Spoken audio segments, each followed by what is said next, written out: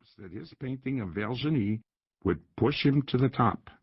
At the time, she was one of the most famous women in Paris.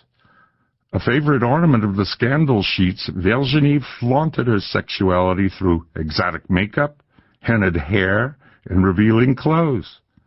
She penciled her eyebrows, rouged her ears, and dusted her skin with blanc de perle powder.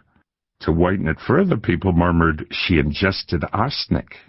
Sargent's portrait brilliantly captured her wanton sensuality, but it was too far in advance of the time.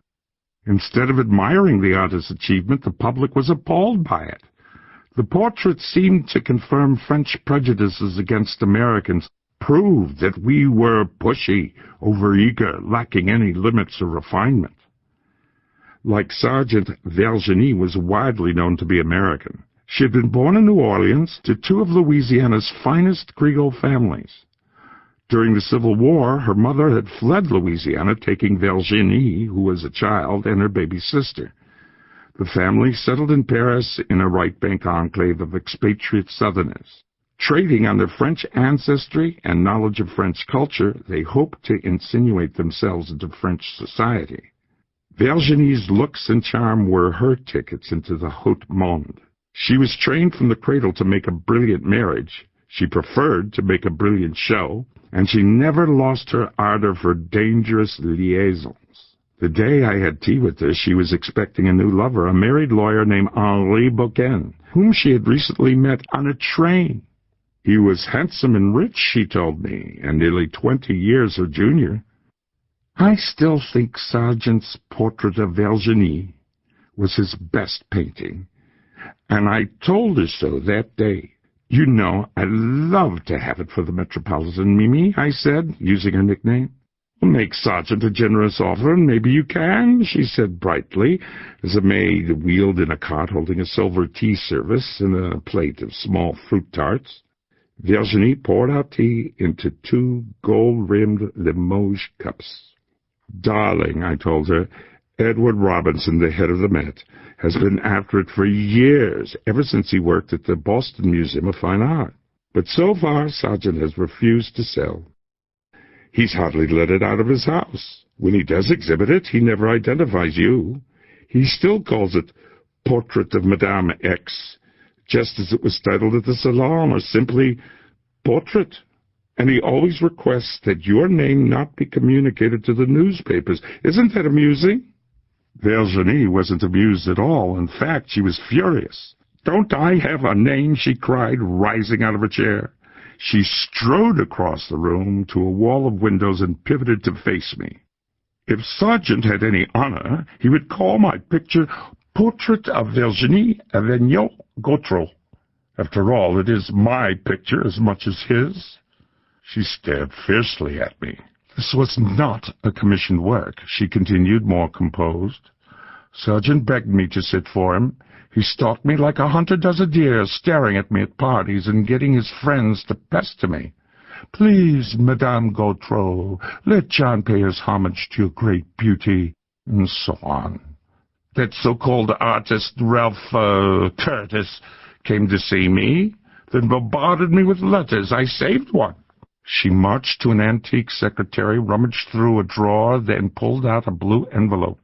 My dear Madame Gautreaus, she read from the letter inside, we both know John is a genius, but the work he's done so far is somehow lacking in completeness and depth.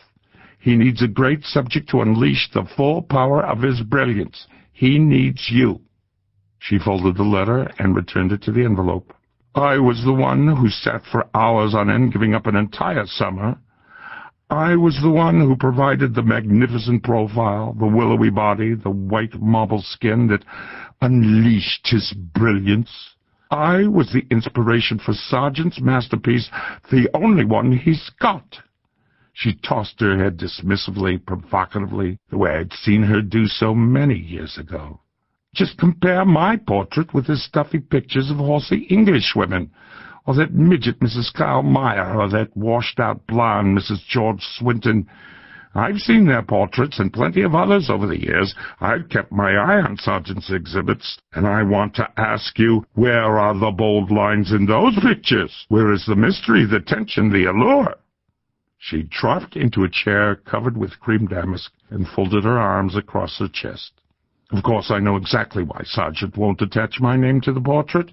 He's a cowardly fuss-budget, and he's still livid about the ruckus my mother made. Obviously, the trauma of the Salon debacle still pained her. Seeing her now, her beauty turning brittle, her natural hauteur hardened into a lonely defensiveness, I could see how she had mourned the loss of her renown, and I felt ashamed that I had stopped calling on her so many years before. We chatted for several more hours. In the golden light outside, the tall French windows fell to darkness. At 8, I rose to leave, but Virginie urged me to stay. "Please have dinner with Henri and me," she said, her eyes shining. I was curious to meet Beaucaire, a new young lover, but I had already made plans with friends. "Mimi, it's been wonderful to see you again. Now I must run," I said. She showed me to the door and kissed me again on both cheeks. "Goodbye, Richard, my dear. You've brought back so many memories." I had nothing from her for months. Then one day she sent me a package containing several hundred typed pages.